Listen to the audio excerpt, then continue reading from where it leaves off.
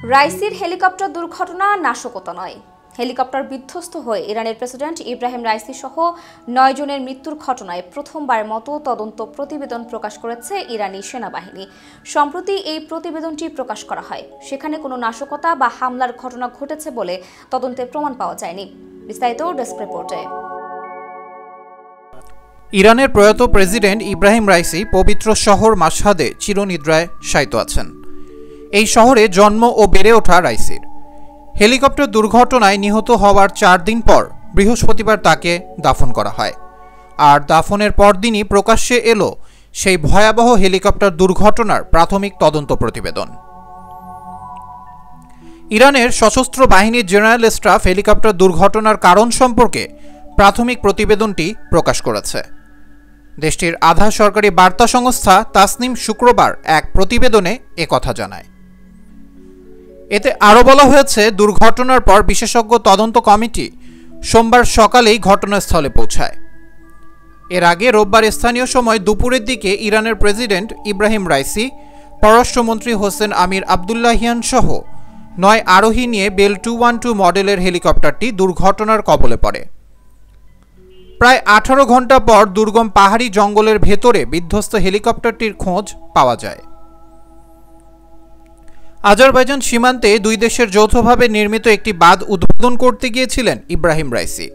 সেখান থেকে ইরানের পূর্ব আজারবাইজান প্রদেশের রাজধানী তাবরিজে ফেরার পথে হেলিকপ্টারটি বিধ্বস্ত হয়। হেলিকপ্টারটি বিধ্বস্ত হওয়ার পর ব্যাপক অনুসন্ধান ও উদ্ধার অভিযান শুরু হয়। ইরানের সশস্ত্র বাহিনীর সিনিয়র বিশেষজ্ঞ ও প্রযুক্তিবিদের সমন্বয়ে গঠিত তদন্ত দলের প্রাথমিক প্রতিবেদনে বলা হয়েছে, হেলিকপ্টারটি পুরো পথে তার পূর্ব নির্ধারিত রুটে ছিল এবং ফ্লাইট রুট থেকে বিচ্যুত হয়নি। বিধ্বস্ত হেলিকপ্টারের গায়ে বুলেটের আঘাতের চিহ্ন বা নাশকতার কোনো প্রমাণ পাওয়া যায়নি। প্রতিবেদনে আরও বলা হয়, দুর্ঘটনায় পড়ার প্রায় 1.5 মিনিট আগে বিধ্বস্ত হেলিকপ্টারের পাইলট অন্য দুটি হেলিকপ্টারের সঙ্গে যোগাযোগ করেছিলেন। তবে হেলিকপ্টারে ব্ল্যাক বক্স না থাকার কারণে কি কথা হয়েছিল সেটি জানা সম্ভব হয়নি। পাহাড়ে বিধ্বস্ত হওয়ার পর হেলিকপ্টারটিতে আগুন ধরে যায়।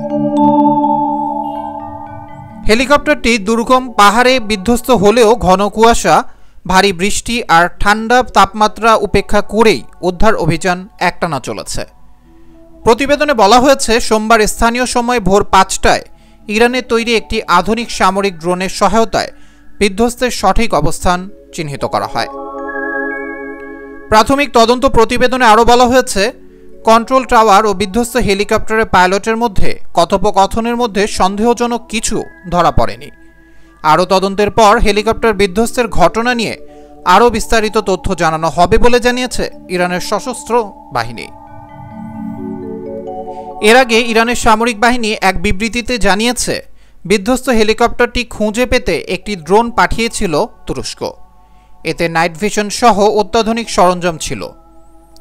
তারপরও হেলিকপ্টার বিধ্বস্তের স্থান সঠিকভাবে শনাক্তে ব্যর্থ হয় ড্রোনটি। পরে ড্রোনটি তুরস্কে ফিরে যায়। শেষ পর্যন্ত দুর্ঘটনার পরদিন সোমবার ভোরে ইরানের সশস্ত্র বাহিনীর ড্রোন ও স্থলভাগে উদ্ধারকারী বাহিনী হেলিকপ্টার বিধ্বস্তের সঠিক স্থান উদ্ঘাটন করে। সেই ড্রোনটি ইরানের নিজস্ব প্রযুক্তিতেই তৈরি করা হয়। এদিকে দ্রুততম সময়ে আধুনিক ড্রোন পাঠানোয় তুরস্কের প্রতি কৃতজ্ঞতাও জানানো হয়েছে।